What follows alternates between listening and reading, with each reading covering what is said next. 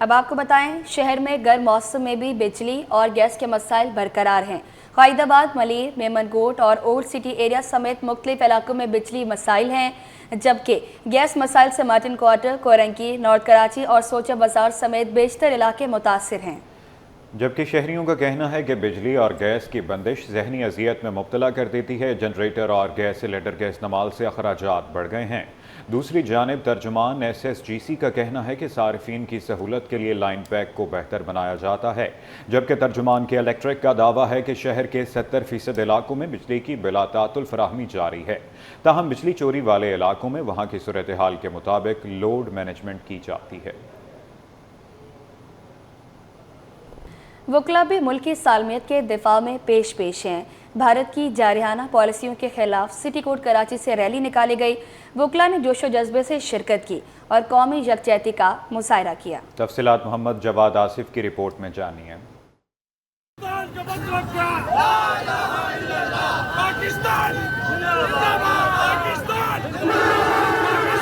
قانون کے رکھوالے، وطن کے وفادار بھی، کراچی بار کا بھارتی جارحیت کے خلاف آواز بلند کر دی۔ پاکستان کا مطلب کیا؟ لا الہ الا اللہ۔ پاکستان کا مطلب کیا؟ لا الہ الا اللہ۔ تکبیر، نعرہ رسالت۔ کراچی بار ایسوسی ایشن کے زیر اہتمام سٹی کورٹ میں استحکام پاکستان ریلی کا انعقاد کیا گیا، جس کا مقصد پاک بھارت کشیدگی کے تناظر میں ملکی سالمیت اور قومی وقار کا دفاع تھا۔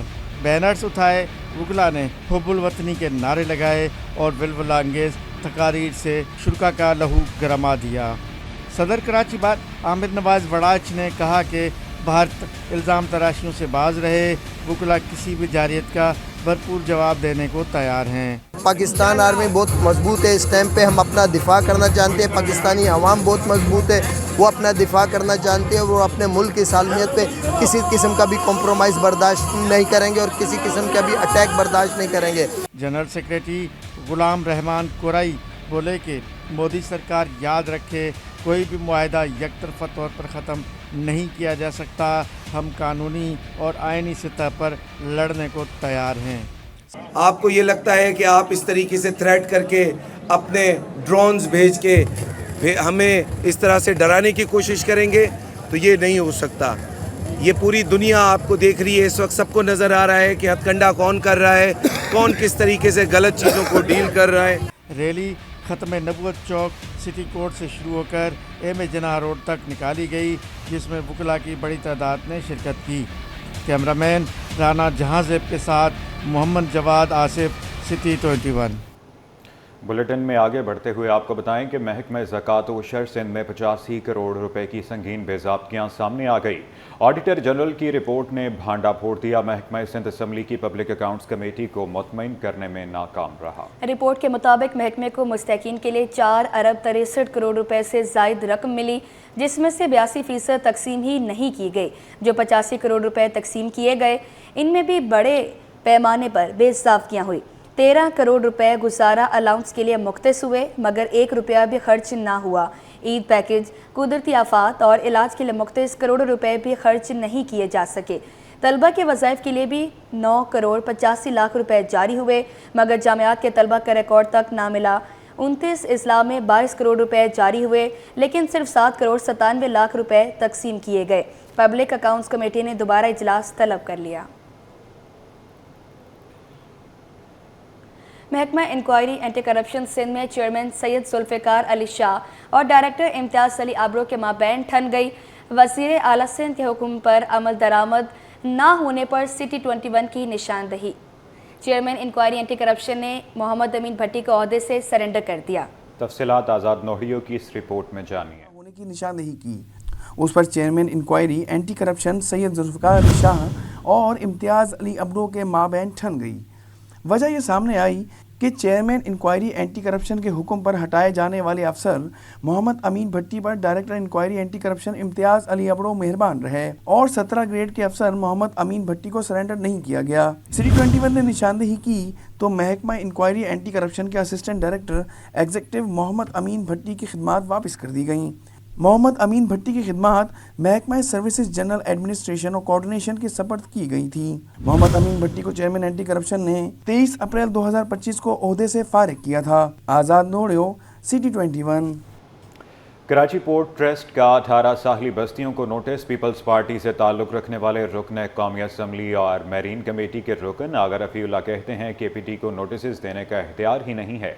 रुकन सिंध असम्बली राजा अब्दुल रज़ाक का कहना है मकामी माहीगीरों से नाइंसाफ़ी नहीं होने देंगे। उनकी जानिब से मज़ीद क्या कहा गया, आइए आपको सुनवाते हैं। KPT 1947 से पहले तो नहीं था ना, तो ये गोट 1947 से पहले के हैं, ये लोग 1947 से पहले के हैं।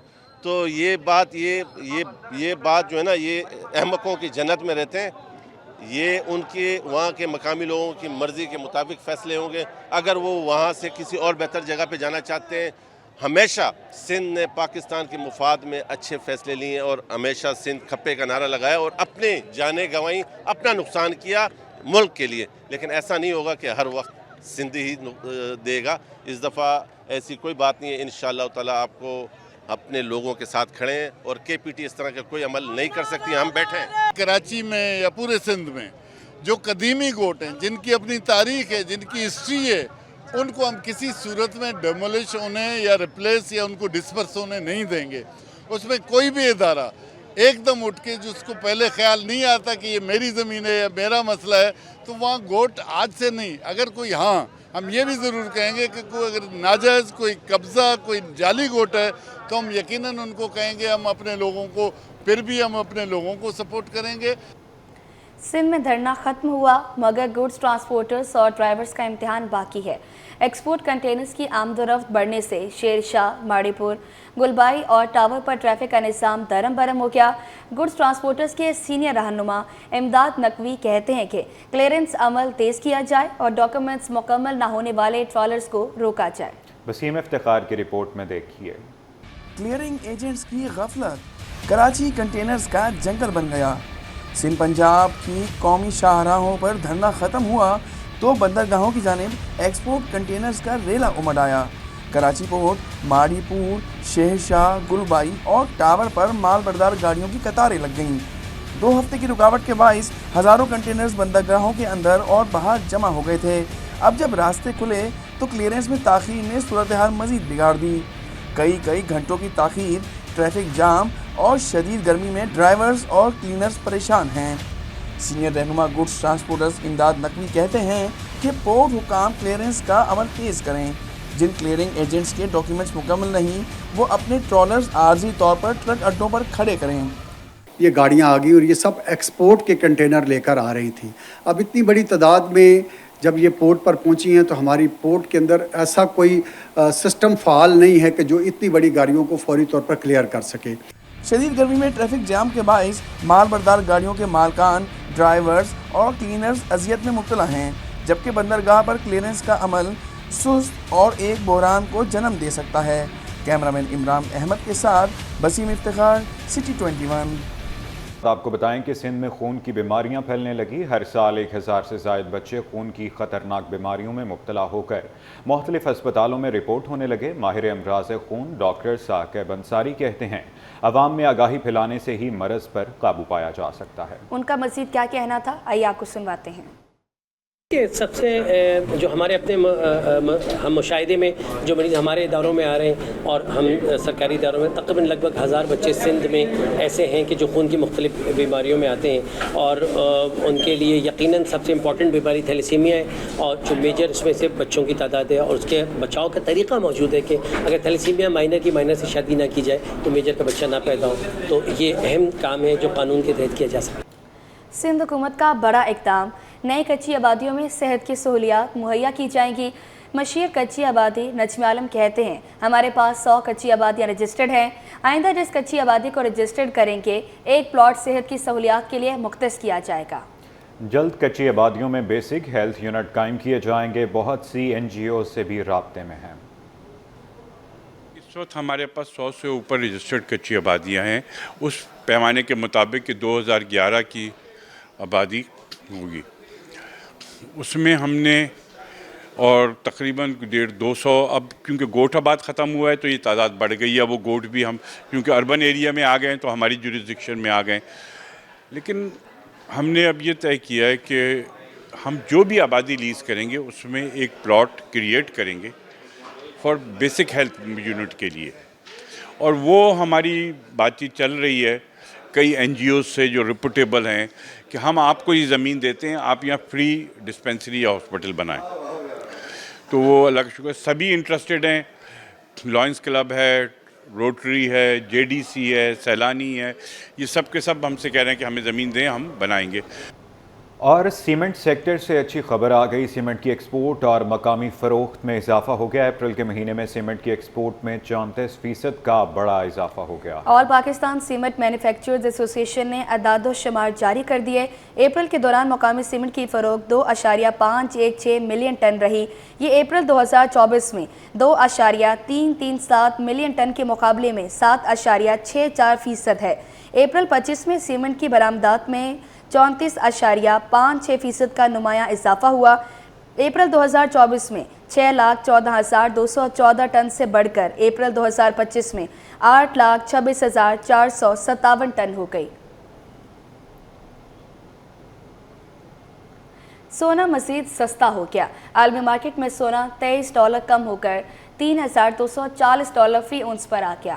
جبکہ عالمی مارکیٹ کا اثر مقامی مارکیٹ پر بھی ہوا ہے. 1 تولہ سونا 2,300 روپے سستا, قیمت 3,42,200 روپے پر آ گئی. 10 گرام سونا 1,972 روپے سستا ہو کر 2,93,381 روپے پر آن پہنچا. 1 تولہ چاندی 45 روپے کمی سے 3,382 روپے پر آ گئی ہے.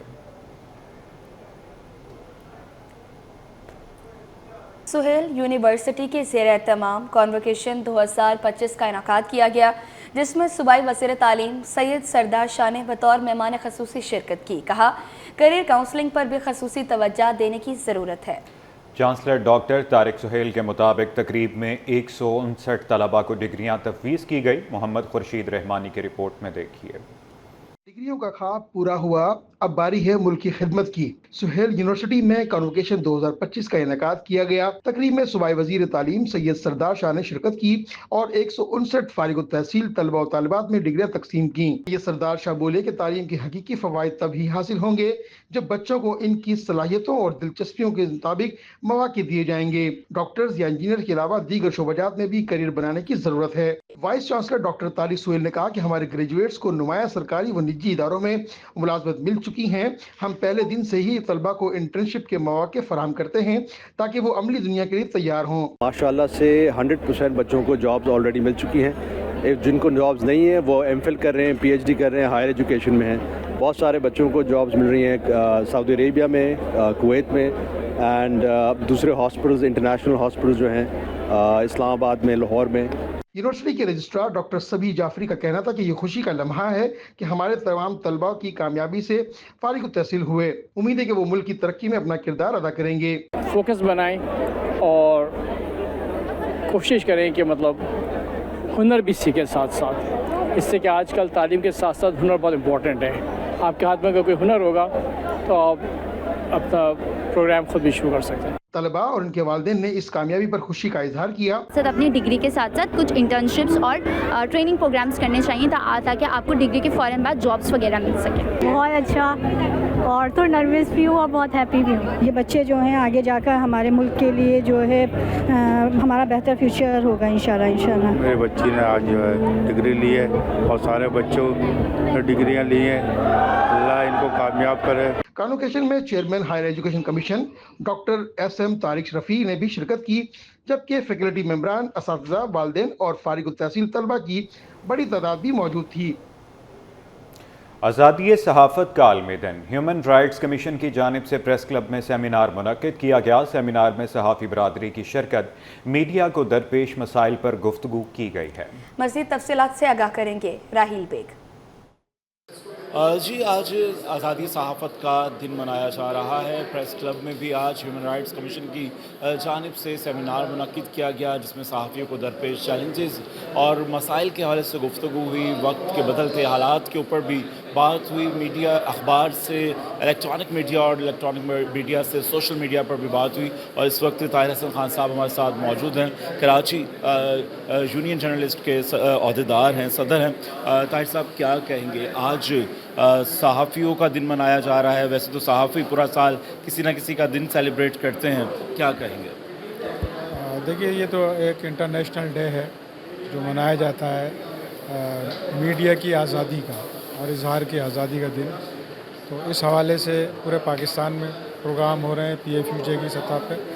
कराची में भी हमने KUJ और HRCP के साथ ताउन से ये प्रोग्राम किया, क्योंकि अब सूरत हाल मीडिया के हवाले से इस मुल्क में इतनी शिद्दत इख्तियार कर गया है और क़वानीन के ऐसे क़वानीन बनाए गए हैं जिसमें मुश्किलात बढ़ रही हैं लोगों को बात करने की, काम करने की, और इस हवाले से बात करनी ज़रूरी थी। लिहाजा तमाम सिविल सोसाइटी के लोगों को, तमाम सेक्शंस के लोगों को बुला के बात की है हमने, और यही ओपिनियन बना है कि सब मिल के, तमाम सेक्शन और सोसाइटी मिल के ना सिर्फ ये कि आज़ादी सहाफ़त को बचाएंगे बल्कि फ्रीडम ऑफ एक्सप्रेशन जो ख़तरे में है उसको भी बचाएंगे।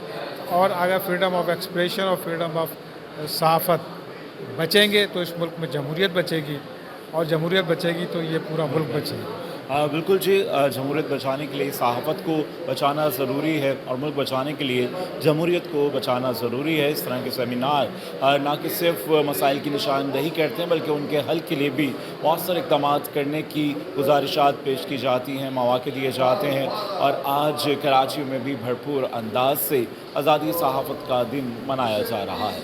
जी।